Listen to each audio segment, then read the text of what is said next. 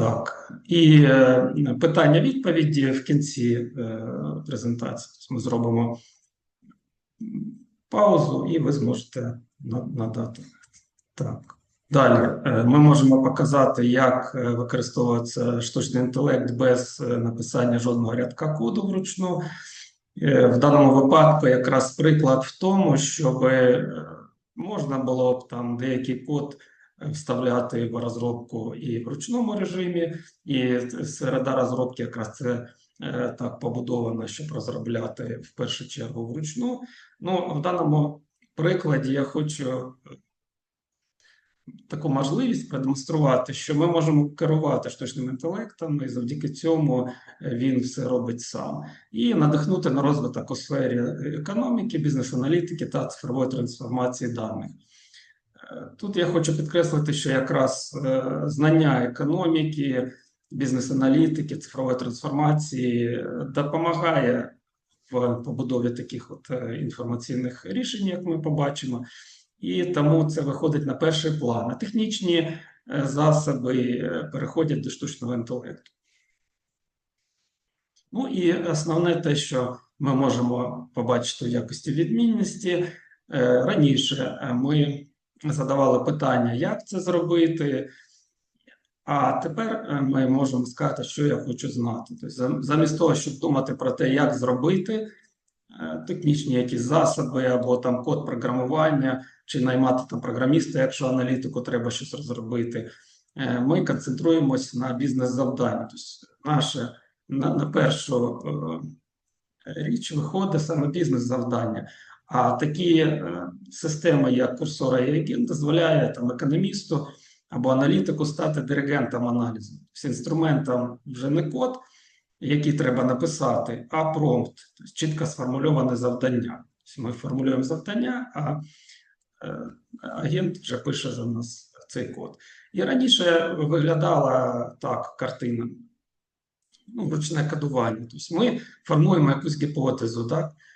Треба далі що? Поставити завдання розробнику, написати код для завантаження даних, написати код для чищення даних, для розрахунків, для візуалізації, інтерпретувати це і надати результат. Тобто, якщо у економіста, аналітика було там такі варіанти вибору. Взяти готові інструменти, навчитися з ними працювати, там, інструменти BI-аналітики, ще там різні вивчали, так, основа. Якщо ці інструменти щось не вміли, це були обмеження, там виходили нові версії, розробники щось додавали, і ми вчилися з ними працювати.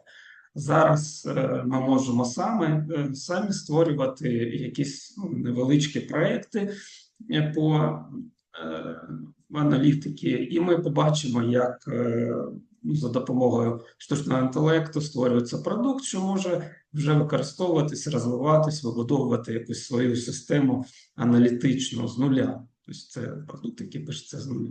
І підход буде такий, що ми просто йому пишемо такий промпт. Тобто ми почнемо сьогодні наше практичне заняття з такого промпту. Тобто починаємо з пустої папки, створи Python-проєкт, ми відразу ми кажемо, що це буде мова програмування Python, текст, одна з самих розповсюджених, і для аналізу даних там багато бібліотек і можливостей. І в даному випадку, так як у нас демонстраційний приклад, то ми кажемо, згенеруй демодані з використанням економетричних даних, статистики, і далі для чого нам це потрібно. Тобто є там приклад менеджера торговельного виробничого підприємства, якому потрібні різні дашборди аналітичні для того, щоб розуміти, як там відбуваються продажі, як отримується прибуток, різні інші розрахунки. І ці дані можна таким способом отримати. І ми кажемо, що створити такі демонстраційні дані, щоб ми побачили, як штучний інтелект може розробити програмний продукт. Далі налаштувати віртуальне середовище, де буде виконуватись програма і встановлюватись різні бібліотеки. І потім ми кажемо, що технологія буде FastAPI, тобто на набір API і сторінка на фронті і на бек буде API на сервері, і на фронті буде у нас сторінка HTML, там JavaScript, яка просто візуалізує, і ми будемо керувати цією розробленою системою. Тобто ви, по суті, дивіться, в такому от реченні ми вже побудували логіку як базового стартового проєкту. Тобто ідея така, що не пробувати там щось велике таке відразу описувати. Це нам допоможе теж штучний інтелект. Я далі покажу, там є режим планування, і ми побачимо, як він спланує нам проєкт. А в даному випадку ми починаємо з такого промпту, тобто, в якому перелічуємо ключові моменти, що ми хочемо бачити. Тобто ми якби закладаємо основу технічного проєкту. Ну, попередньо треба трошки подивитись з тим же штучним інтелектом в окремому чаті, що таке, якщо не дуже орієнтуєшся, що таке Python там, чи FastAPI, подивитися, що це, які буває відмінності. Ну, це такі загальні базові на сьогодні речі, які не складно. Тобто для цього не треба бути айтішною там спеціальністю. Тобто ми вже як економісти, як аналітики і так працюємо з багатьма різними чатами, моделями штучного інтелекту. Тут ми просто трошки ще в цьому питанні дивимося. І що виходить? Інструмент – це вже команда, яку виконує штучний інтелект у вигляді агента. Тобто ми кажемо, запусти щось, прочитай, виконай. Особливості ключові які. Тобто агент має кінцеву мету, яку прагне досягти, отримує інформацію для виконання задач, зберігає дані стану між кроками, використовує команди для виконання, планує, коригує послідовність дій. Тобто, що я хочу підкреслити зараз, ви це побачите, що ми вчимося керувати штучним інтелектом і досягати нашої мети. Ми йому транслюємо ту мету, що ми хочемо отримати. Дивимося на той поточний результат, куди він дійшов.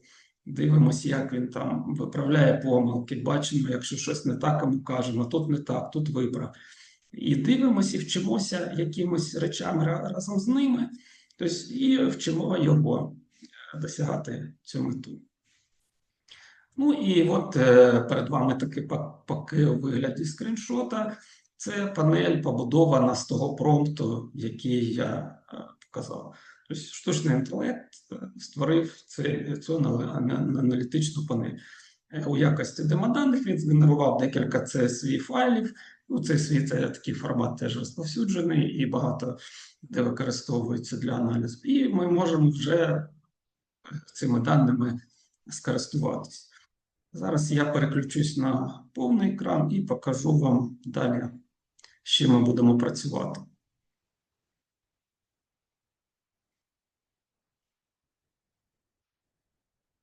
Так. Ну, почнемо ми з того, які інструменти ми зараз використаємо для нашого прикладу. Тобто, перше – це курсор. Курсор має такі от різні плани використання. Для хобі, для перевірки, що це таке, спробувати. Є такий невеличкий період безкоштовний, можна встановити і з ним працювати. Далі, от, наприклад, повноцінну розробку я вже робив на Pro-версії за $20 на місяць. Ну, тут чому так? Тому що курсор працює з API різних моделей, я покажу, і тому використовується багато токенів. Ну, а за цю ціну ви можете кожен день розробляти якийсь програмний продукт, не переплачуючи вже більше. Ну, там для професійних розробників вже існують там більше інші тарифи. Далі ми можемо ще використати GitHub, він теж безкоштовний план. Ну, тут простіше, тут взагалі у мене вистачає безкоштовного плану для моїх проєктів, тобто я і не переходив на інші. І далі ми можемо використати рендер для того, щоб наш проєкт розгорнути в веб-інтерфейсі. Ну, повністю це на сервері. Це теж є тариф хобі. І теж в моїх проєктах було його достатньо, щоб розгорнути на безкоштовність. Ну, якщо професійно, якщо спробувати перевірити свої знання і попрацювати там трошки з курсором, то можна використати безкоштовний тариф. Ну, якщо вже більш професійно, то тоді курсор вимагає витрат, а інші сервіси, в принципі, достатні для цього, щоб. І от такі панельки можна побудувати. Ми бачимо, тобто я побудував панель, розгорнув її через GitHub, виклав код і на рендері це розгорнув. Ну, а далі переходимо к практичним діям, з чого все починається. Тобто встановлюється знов-таки з сайта курсор, там є завантаж. Ну, якщо ви, наприклад, вибираєте тариф безкоштовний, можна завантажити для Windows і далі підключити до налаштувань, працювати налаштування, якщо треба, агента зробити і далі з ним працювати. Тут ми пишемо той промпт, який я показував на презентації. Тобто почнемо з пустої папки, створюємо Python-проєкт, що згенерує. І далі, як це виглядає? Це у нас середовище розробки, яке на VS Code базується, і є різні режими. Тобто нам знадобиться два режими сьогодні. Це режим планування і режим агента. Режим планування створює план нашої розробки, і потім цей план будує агент. Також є варіанти з моделями. Якщо стоїть ауто, він сам підбирає, там, як працювати. Ну, також ми можемо GPT-5 вибрати або Cloud, ну, в режимі планування. Якщо в режимі агента, там більше ще моделі. Ну, ми попрацюємо з вами з авторежиму. Промпт написали і даємо йому завдання. Далі ми відправляємо. Вся робота, вона іде далі спокійною українською мовою. Ми можемо писати, він відповідає, ну, уточнює, які давайте, що він уточнює, які самі економетричні дані цікавлять, продажі, виробництва, яку бібліотеку використати, скільки демоданіх. Якщо не відповісте, то перший варіант. Ну і що ми можемо написати? За замовченням. Тобто ми з ним спілкуємось, ну, як з людиною, таким розробником, який ми найняли для розробки нашого проєкту, і наше завдання досягти результату. От розробник у нас питає, що ви хочете. От, в даному випадку розробником виступає, ну, для нас це штучний інтелект. Ми консультанти, економісти, якісь аналітики, люди, які там менеджери підприємства. І нам потрібно створити продукт, який буде допомагати нам в дослідженнях, в роботі ще. І ми починаємо створювати. Якщо раніше треба було там розробника найняти окремо, то зараз можна у якості розробника використати штучний інтелект. Ми бачимо план створення продукту. Він побудував структуру нашого проєкту, які залежності, які бібліотеки буде. Далі він створить окремий файл для генерації даних економетричних, бібліотеки необхідні в Фастапі використає для побудови запитів. Потім інтерактивно у нас буде візуалізація, економетричний аналіз він зробить. Ну, також можна зробити таке, наприклад, виділити, скопіювати. Тобто, який підхід ще я використовую?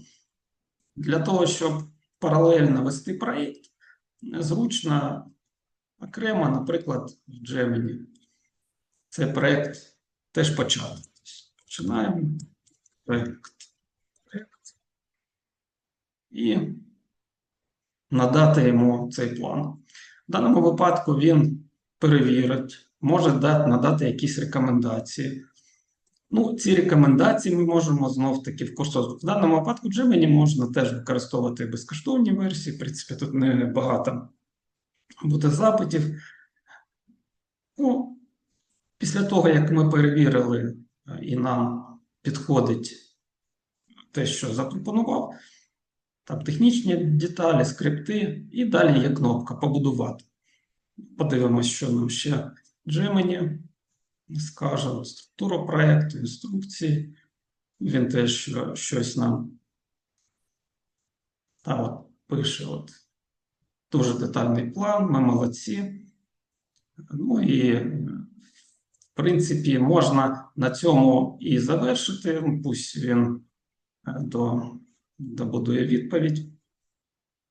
А ми продовжимо. Для чого нам треба? Далі, після того, як ми цей чат створили в Gemini, ми можемо потім ще йому якісь питання задавати. Він буде вже знати контекст, над чим ми працюємо. Тобто ми якби передаємо цю інформацію. Далі нажимаємо побудувати. Курсор переключається в режим агента, як ми бачимо, і подивимось, як він почне виконувати цей план. Тобто, от в режимі агента йому треба створити віртуальне середовище. Так. Ми запускаємо, він надає команди і питає там запустити чи ні. Віртуальне середовище отак от створюється для того, щоб в нього встановлювати ті пакети, бібліотеки, які потрібні для нашого проєкту. Тут трошки у нас накладається панелька з боку. І потім будує далі покроково. Тобто створила віртуальне середовище, далі структуру папок. В файлі прописані, які бібліотеки нам треба буде встановити потім в це віртуальне середовище.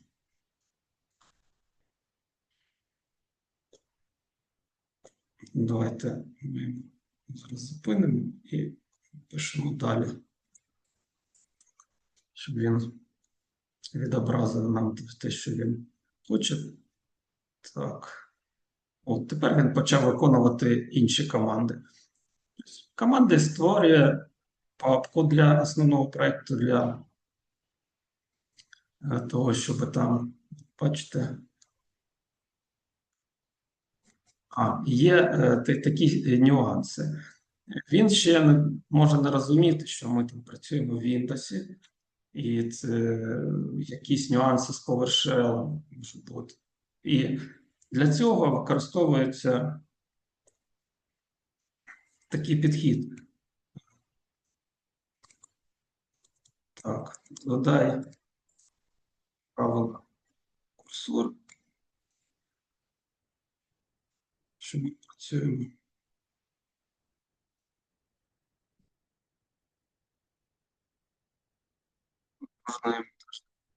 Так.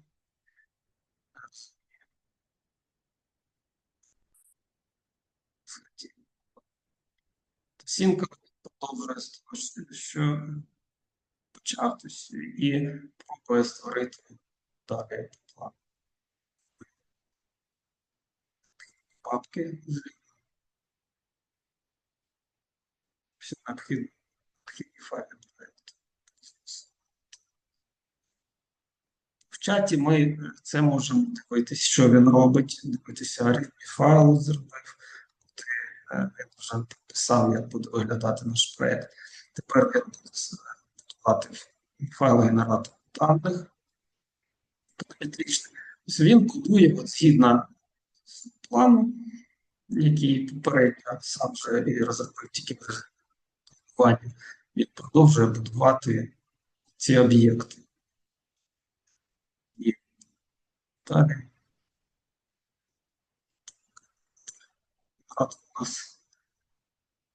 це у нас для запуску серверу, веб-сервер.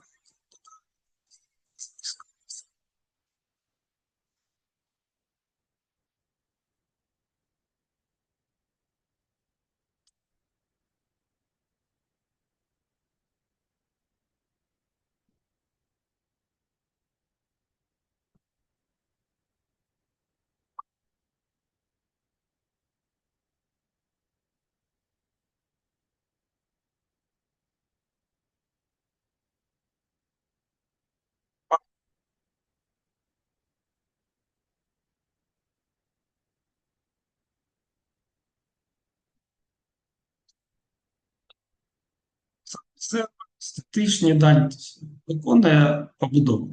Давайте, поки він це виконує, я переключусь на вже створений проєкт і покажу. От ви бачите вже побудований проєкт, який я в понеділок почав будувати. Ну, окрім різних даних, я також файли даних, які зараз з'являться, application, генератор. Ну, до того ж, я йому ще попросив, щоб він підключався до Всесвітнього банку, API надав, працював з моделями, далі аналізував криптовалютний ринок, ринок активів. І це теж я покажу. І він будував мені різні панелі по моїм бажанням. Так? От продовжую створювати окрему модель, HTML-сторінку по плану нашого проєкту. Ну, а ми поки можемо подивитися, як виглядає. І що, ну як? І якщо йому надавати команди, можна так і написати. Запусти сервер. Ми можемо і самі ці команди виконувати. Ну, що він зробив? Він відразу активував віртуальне середовище і запустив сервер через скрипт окремо, через Python файл, який налаштований вже для запуску сервера. І ми бачимо, пішов запуск веб-серверу.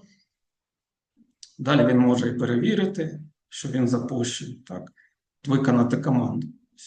Ми керуємо цими процесами, вказуємо, що нам робити.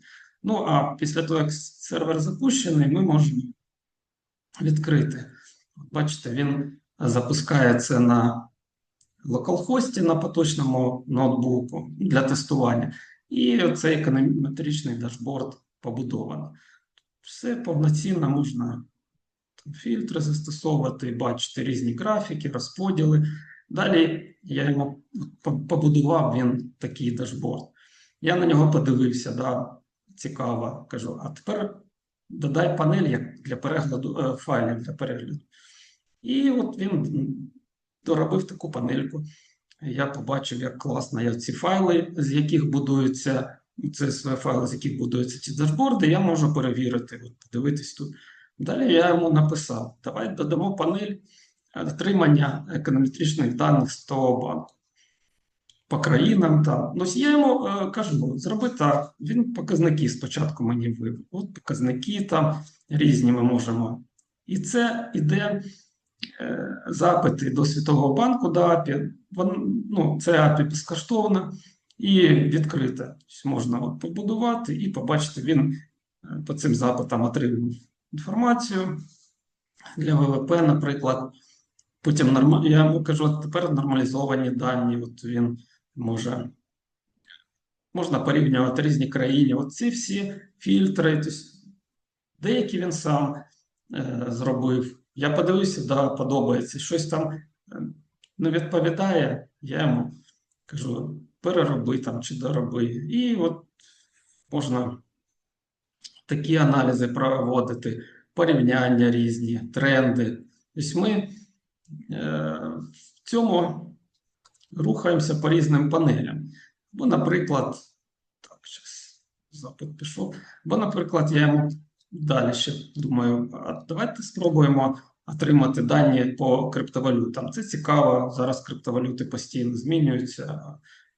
Він побудував такі API. Можна оновити. Звернувся до API, в якому є криптовалюти, можна аналізувати от графіки, дивитись, скажу, там.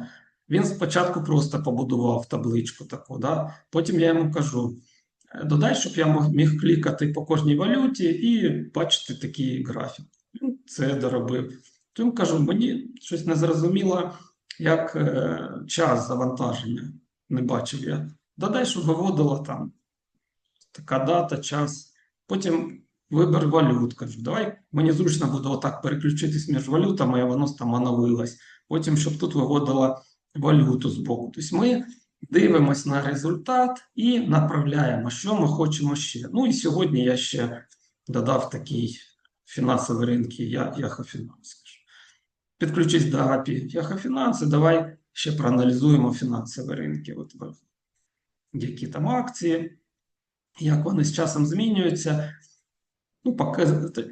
Далі, коли я розумію ці дані, я можу направляти його далі.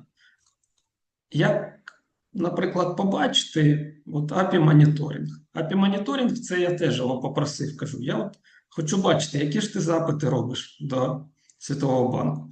Спочатку це запити до нашого API, те, що ми побудували. Ну, вони тут не дуже інформативні. Кажу, а які ж до самого сервера? Він додав оцю кнопку «Серверні логи», вивів. І от ми бачимо прямо за цими посиланнями, що він куди. І можемо це перевірити. В даному випадку це приклад того, що ми не просто дані маємо і довіряємо їм. Ми кожні дані можемо перевірити. Можу отак от перейти до цього Світового банку через API і побачити структуру відповіді, яку надав банк. Ну, якщо у нас є які питання, що це за дані, чому вони такі. От запити, кожен запит, який виконується, ну, воно ж не з'явилось самого. Це серверні логи, там, що я хотів знати більше, хотів побачити більше, і свої побажання транслював в команду. От ми бачимо, що можемо вже працювати з нашим проєктом. Зараз він активує віртуальне середовище, щоб ті пакети, які встановив, запрацювали. Ну, спочатку їх треба інсталювати. Тобто він буде дивитись на список пакетів, які сам сюди вніс для виконання коду, і встановить їх в віртуальне середовище. Тобто він активував віртуальне середовище, ми бачимо, почали ці пакети скачуватись і встановлюватись. В процесі виконання проєкту, ну, тут він перевіряє стан, запустився сервер, наші логи, які йдуть к нашому веб-серверу, ми бачимо. В процесі виконання я йому сказав, підключись до GitHub, створи репозитарій. Він все створив, от репозитарій створив, коміти сам робить, тобто закачує от сюди. От є у мене адреса там з репозитаріями. От він створив такий репозитарій. І сюди закачує ті файли, які змінюються. Ну, і коміти робить сам. Тобто фіксує зміни, що саме змінилось. Тут історія накаплюється. Це такий підхід для розробників, як правило. Ну, ми для чого це використовуємо? Ми передаємо таким способом через GitHub наш проєкт. Зараз він в відкритому доступі, тут можна переключити і зробити приватний доступ. У мене не всі проєкти, бачите, декілька проєктів відкритих, а інші там закриті. Я можу розробляти спокійно, ніхто цей код не побачить. Для чого? Щоб потім, наприклад, в рендері я йому кажу, підключись, створи такий проєкт, бачите, на безкоштовному пакеті. Тобто теж тільки зареєструватись і візьми, я цей веб-сервер підключив до GitHub, до проєкту, і після цього я можу запускати ці дані в інтернеті. Тобто виходить така система. Я перед зміни там вніс, щось доробив, передав це коміт на GitHub. На GitHub я маю вже цей код, він оновився, і далі рендер його підхватує, ну, вже і автоматично, бо manual роблю, там, візьми останній коміт і зроби його встановлення. Ну і далі він тут теж, так, тобто він, це в мене,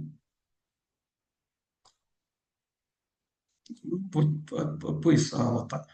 Він пише, як він встановлює ці всі залежності різні, створює білд і публікує нову версію. Тобто процес далі розгортання та доробок, він так і виконується. Тобто створюється. Ну, зараз він буде намагатися запустити проєкт, встановити бібліотеки необхідні. Для цього скачувати файли. Все це він робить. В процесі, от як ви побачили, які можливості вже в цьому проєкті побудовані з понеділка, за кілька днів. До того ж, це ж я ж не весь день цим займався. Тобто, трохи знаходив час і дороблював панель, писав йому тут. Це от можна подивитись. Так от. Відправ на GitHub, написав, він сам коміт зафіксував, сам відправив, от, побудував текст коміту, що було змінено. Додано Yahoo Finance. Так, все працює ідеально. От він протестував. Я можу йому надати команду. От, наприклад, протестуй. Все. Можна українською мовою спілкуватися, я ж кажу, як з розробником. Не треба йому там, або створи тести там по таким-то напрямкам, якщо треба щось конкретне. Протестуй все це, він почне зараз по кругу запити, API, все тестувати, деякі можуть бути помилки.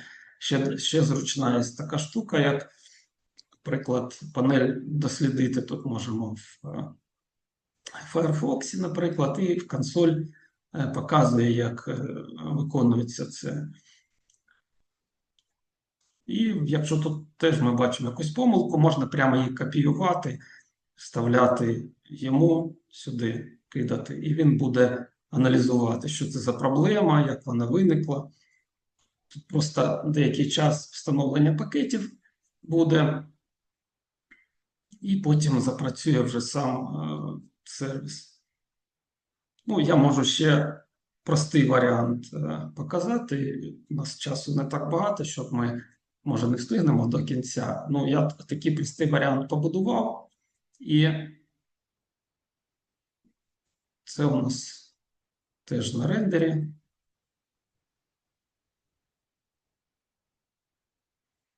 Така панелька побудована з того промпту. Тобто все інше я потім додавав. Коли я вже почав далі його розвивати. І тут єдина відмінність, наприклад, по крипторинку, він не може отримати дані. Ну, як він мені пояснив, штучний інтелект, що на рендері багато ж різних веб-сервісів розгортається, і тому якби блокують, наприклад, це джерела по криптовалюті, це API Greco. Ну, знов таки, ми маємо досягти результат. Пишемо різні питання, з яких джерел можна отримувати дані, чи ми можемо знати ці. Потім йому кажемо, створи до API, є таке API, безкоштовне, там, загальнодоступне, от як до Світового банку. Все, можемо звідти тягнути все, що потрібне, самі створювати аналітичні дашборди, писати, що нам треба для цього. Ну, а ще раз хочу підкреслити, що якраз чому наш цей захід в сторону економіки, аналітики, тому що отримати дані і розуміти їх, і далі мати можливість з ними працювати, треба якраз ці знання. А технічні всі ці засоби, вони так стрімко розвиваються, що рік тому таких агентів масових не було. Зараз ми бачимо, що ми можемо трошки стати і розробниками, вміти створити план проєкту, який ми хочемо бачити, інформаційні системи, побудувати на штучному інтелекті. І я хочу підкреслити, що коли цим постійно займаєшся, то все більше знань отримуєш. Як працюють ці технології, вміння писати, отримувати відповіді, і також ми можемо користуватись, наприклад, допомогою там різних моделей. Ми проєкт почали, це зараз не будемо ми деталі. Бачите, він не нагенерував ці файли. Якщо треба, ми можемо самі вручну взяти і створити проєкт з цих файлів. Ну, в нашому випадку тут зручно потім писати якісь проблеми, або там підкажи щось, і він надає рекомендації, а ці рекомендації ми можемо використати вже в цьому чаті. Ну і також по різним моделям. переключатися. Можна на авторежимі. Відмінність в чому? Авторежим, він такий більш широкий, його багато там можливостей і для використання. А якщо ми там вказуємо конкретну модель GPT-5, вона може краще виконувати код. Ну, може мати обмеження тобто, по кількості токенів, і тому ми такі запити робимо. У мене, наприклад, я можу переключитися на GPT-5, попрацювати далі з нею, подивитись. Ну, вона може вивести повідомлення, що от вона скільки там закінчиться через якийсь час, тому що я з нею активно на початку місяця працював, і в неї там вже ліміт якийсь вичерпав. Тому можна і конкретні моделі використовувати для того, щоб робити цей аналіз, де таке тестування нашого сервісів. В принципі, для загального поняття можна дивитись в чаті інформацію, а для більш детального ми можемо аналізувати ці файли. От бачимо такий файл, навіщо він. Ну і, наприклад, візуалізація цього всього, що тут напрацьовано штучним інтелектом, я його попросив створити документацію до цього API. От він мені документацію виведи, то тільки я ж йому написав, виведи його в шапку. От, технічно, це він створив таку документацію. Я вже читаю, так, технічний стек, архітектурна схема, і мені це все вже візуалізовано, як працює мій проєкт. Тобто це, по суті, я дав завдання розробнику, а ну тепер опиши мені, як ти побудував те рішення, що мені було потрібно.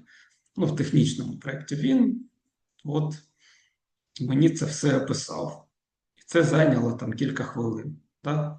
Тобто його описання. От я йому можу, от в цьому проєкті, наприклад, не враховано ще по Yahoo Finance. Ми можемо його тут зупинити, стоп, зажати тут.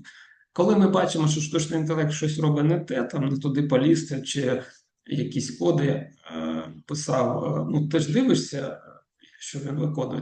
В принципі, ще зручно можна дати йому команду, паралельно щось своє робити, свою роботу, яка там потрібна, а він буде генерувати, там, працювати в такому режимі, коли треба там від нас якісь підтвердження, то з'являтися буде це повідомлення. І тут я можу написати, як конкретно його треба направити. От, наприклад, як можу направити? От взяти посилання це і сказати: перевір документацію, точно оновити по точному стану проєкту. І ссылку, щоб він розумів, про що я. У нас дві тут документації. Є основна документація технічна, яку я попросив йому побудувати, а є ще API документація. Ну, які самі додані ці посилання до API і для чого. Тобто ми якби з візуальної панелі звертаємось до цих наших вбудованому API, розробленому, а потім там код виконується вже, якщо потрібно, запити до Всесвітнього банку, чи там Yahoo Finance, чи криптовалют сервісам, і повертає нам вже результат. І тепер він може прочитати так, цей файл. Він звертається, виконує команду для того, щоб отримати інформацію, і буде перевіряти проєкт. Ну, в даному випадку ми працюємо конкретно з 5-ю моделлю. Я ж кажу, весь проєкт я на авто розробляв, ну, можна це і на GPT-5 явно вказати. Вони по-різному працюють, всі різні уровні. Треба налаштовуватись до логіки. GPT-5, наприклад, він ще пропонує постійно, а давайте те, що давайте ще додамо вам те, от щось таке корисне. Ну, і ти, якби, виконуєш, дивишся, що він там пропонує, і думаєш, треба воно тобі чи ні. Ну, якщо треба, він це генерить і додає. Ну, інколи може багато зайвого створити, треба контролювати. Тобто це як розробники кажуть, то працює там вайп-код, коли просто ти щось сказав, він нагенерив щось, якийсь код, як він працює, незрозуміло там, і ти бачиш тільки в кінцевий якийсь результат. Є там відповідальне програмування, коли ти кожен крок аналізуєш. Тобто в нашому випадку така проміжна система. Тобто ми розуміємо, що ми хочемо, тобто розуміємо, як аналітики, як економісти, тому що ми будуємо ту розробку, яка нам потрібна для виконання там досліджень чи якийсь монітор там показників підприємства, ще щось. А потім з цими знаннями ми керуємо штучним інтелектом. І наше завдання якраз постійно перевіряти, а що він робить, то чи не то. Тобто, спершу перевірити технічний проєкт, потім щоб зрозуміти, що він там запропонував. Так? От якщо цей технічний проєкт, наприклад, так, який може в цей чат закинути, він якби будує і потім тут він є. Ну, я ще його зберіг, наприклад, у себе початковий створив сам папочку, план, і от сюди його зберіг, цей технічний проєкт. Можна його скопіювати, тому що він десь будує, зберігає у себе. Далі от він встановив бібліотеки, які потрібні, і буде генерувати. Він запустив генерацію файлів. Ми можемо подивитись. Бачите, це вже той проєкт, який ми почали у нас. Він вже згенерував ці. Все чудово, згенероване. Так, нам треба зупинити, бо він зараз буде тестувати. Так, як ми можемо зупинити? Ну, можемо Ctrl-C натиснути, і сервер зупиниться. Так, він зупинився. На той самий порт буде запускати зараз наш сервер. Він коли, так, бачите, ще залишилось у нас. Так, що ми можемо сказати? Ми можемо сказати, перевір, зупини там всі сервери.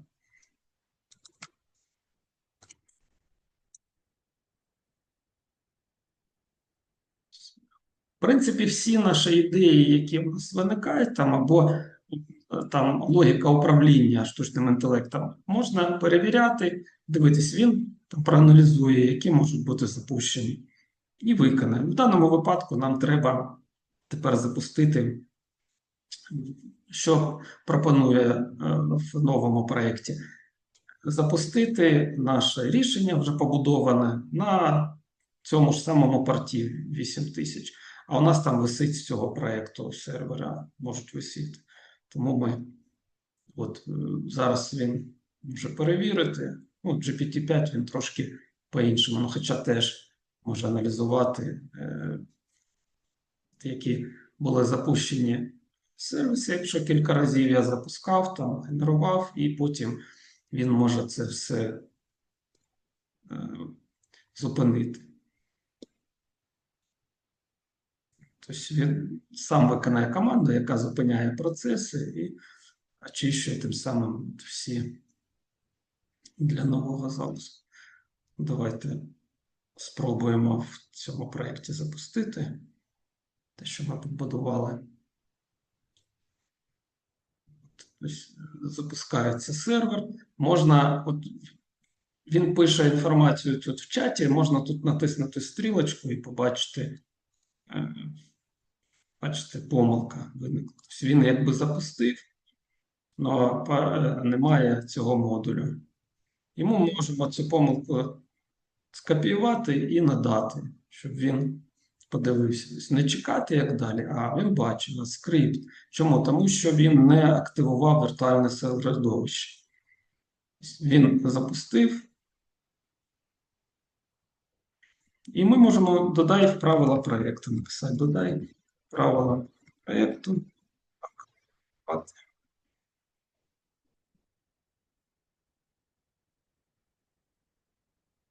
І він теж це аналізує.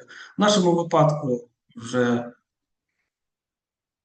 Наприклад, в цьому проєкті окремо я написав «Побудуй скрипт для запуску». І він, бачите, запускає цей сервер окремий, і окремий сервер все перевіряє, там, все, що потрібно. Ну, для того, щоб він може щось робити сам, а може використовувати скрипти.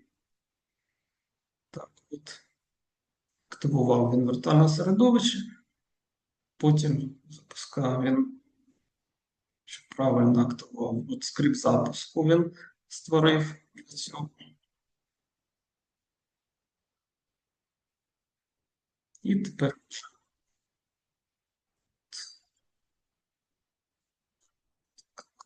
хтось запустив.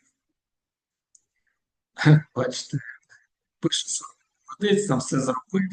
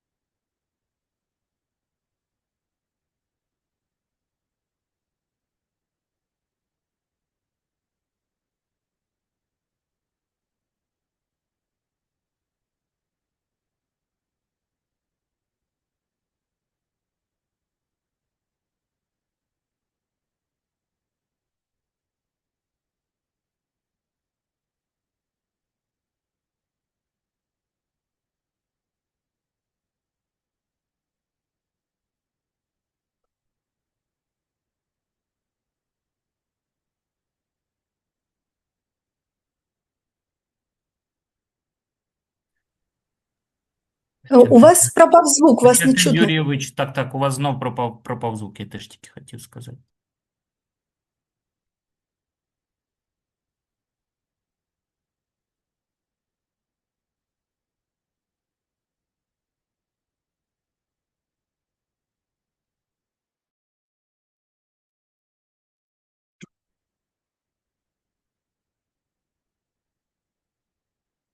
А чутно зараз? Так, чутно, ще поговоріть, а то якось Чутно, так? переривалося. Ага. Да, вибачте. Ну, да, вже будемо закінчувати. В принципі, побудував трішки не таке красиве, як у мене виходило. Ну, це ми отримуємо, це попередній варіант. Далі ми можемо з ним ще таким способом працювати. Ну, наприклад, сказати, а що це таке? Взяти там принтскрін, зробити, наприклад. Так, от. Такий. Так, виділити і сказати. Вставити сюди, от я вставив, Ctrl-V вставив і написати хочу такий. Ну, з ним можна спілкуватись, бачите, з помилками, він, так, нормально. Зараз подумає, що він може для мене зробити. Ну і в принципі ми направляємо приклади, якісь можемо вказувати, кидати. Ми з ним спілкуємось, як будто він наш розробник, який не розуміє, що ми там хочемо. Ми йому там постійно це нагадуємо, чудово бачу. Ви хочете такий професійний дашборд, як на зображенні. Зараз створю з картками, фільтрами, звичайним дизайном. Він радується, тому що він зараз мені тут все це зробить. І дійсно він потім от доводить от те, що я показав вже таке із Світовим банком, це не відразу створювалось, це от такими постійними рухами, направленням, що я хочу, перевір, протестуй. Тобто такий цикл промптів, спілкування, отримання якогось результату, потім далі Рухаємось. От він зараз створює цей індекс HTML, це такий основний файл веб, який відкривається. І потім JavaScript в цьому файлі звертаються до нашого API і отримують результат вже у вигляді дашборду. Ну і, в принципі, можна почекати трошки. Зараз є. Так.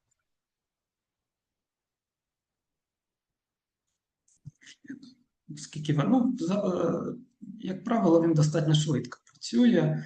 В даному випадку ми розуміємо, що йому переробити треба весь дашборд. Це, щоб бачити його такий як красивим. Так?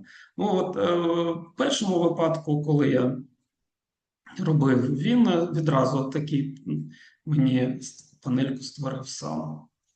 Красиво. Я йому не писав там, що мені не подобається. Зараз ми бачимо, що вона така. Вона інформативна, тут є якісь дані, щось відображається, ну вона така корява, будемо казати. Да?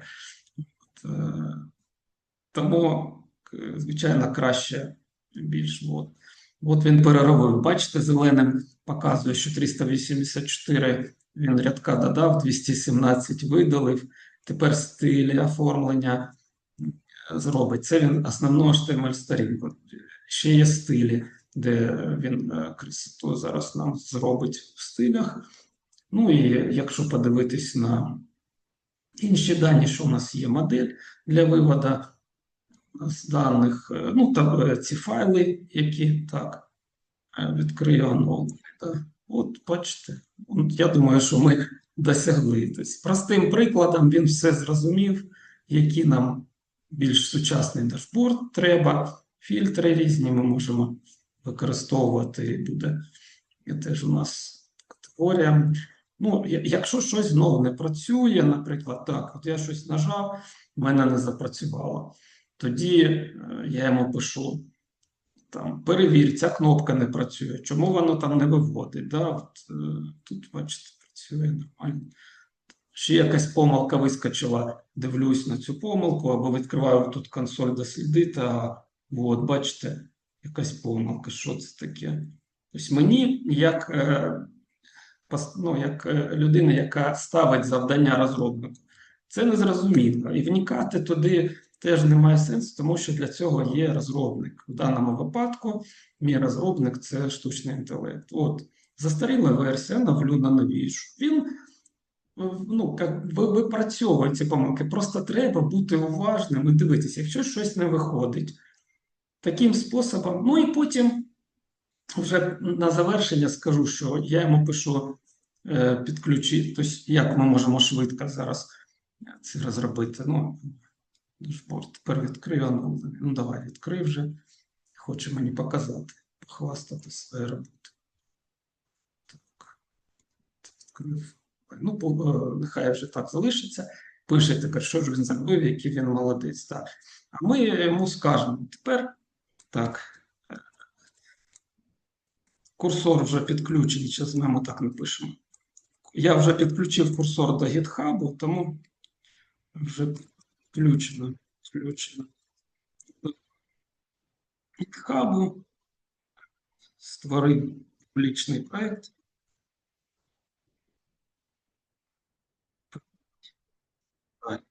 Ну, в принципі, він можна і англійськими буквами називати, але він розуміє.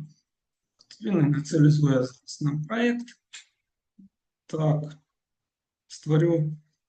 Це він створює файл gitignore, який там помітить, що не передавати на репозиторій. Тобто є локальний репозиторій, який він зараз створить, і потім передасть це як коміт на репозиторій зовнішній. От тут ми можемо це теж бачити. Тобто це у нас перший коміт ініціал, тому що ми ні разу не підключалися. І потім ми можемо в наших. Так, зараз подивимось.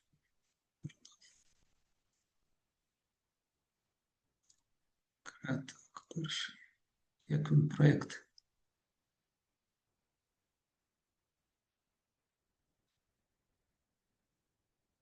Так, це у нас локальний. І коли він може тут задуматись, от якщо він задумався, то можна самостійно, а і курсор агент. Щось натиснути. От. Так, все опубліковано. Ну, треба дивитись просто, або йому ще раз казати. Бачу. Є курсор агент. Шот репозитарій економетричний дозвіл. Який. Так, і далі ми можемо як на рендері зробити. Тобто ми переходимо на... Тут просто я зареєструвався і все. Нічого такого складного не було. Нам побудувати веб-сервіс. Ми можемо казати паблік, що це публічний репозитарій, коннект до нього. Треба ще, що він публічний, перевірити, можливо.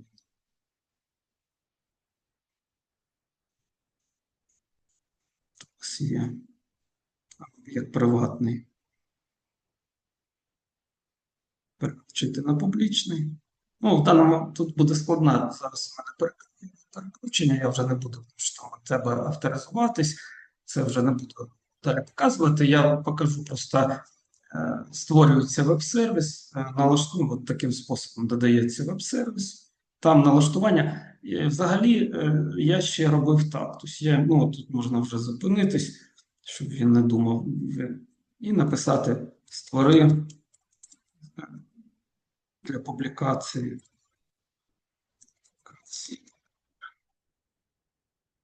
Щось таке, от, наприклад, ти його направляєш, дивишся, якщо він тобі зрозумів, так, от він практичного середовища, він розуміє, що я хочу вже робоче середовище.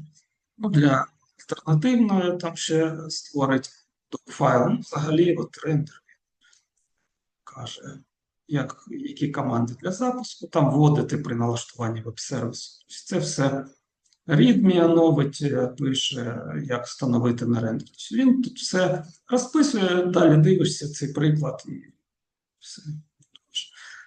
От, в принципі, те, що я хотів сьогодні показати. І зараз по завершенню ще кілька слайдів інформаційних. Так.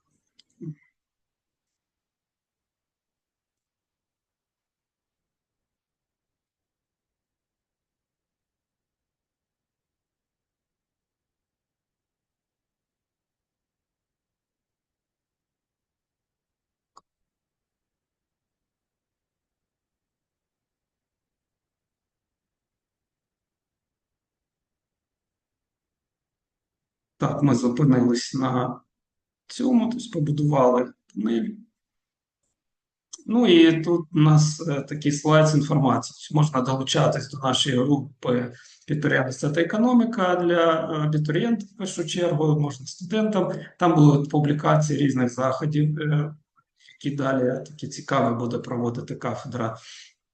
І також окрема група вже моя, там курсора і агент, в неї я буду публікувати різні цікаві матеріали, і далі будемо це питання розробки в курсорі розвивати. Там є ідеї побудови там моделі штучного інтелекту, прям своєї, яка буде теж мати API і працювати з різними іншими моделями. Тобто ми це будемо теж вивчати.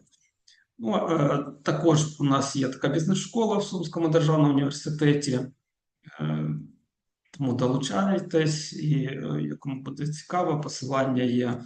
Є такі у нас освітні програми, теж скануйте QR-код, долучайтесь, є телефони, є Facebook, Instagram, І на завершення хочу сказати, що створюємо майбутнє разом. Запрошую до навчання кафедри економіки, підприємництва та бізнес-адміністрування Сумського державного університету. Це у нас навчально-науковий інститут бізнесу, економіки та менеджменту. Тому заходьте на сторінку кафедри, дивитесь, які у нас є можливості, і всіх запрошуємо. Дякуємо, Костянтине.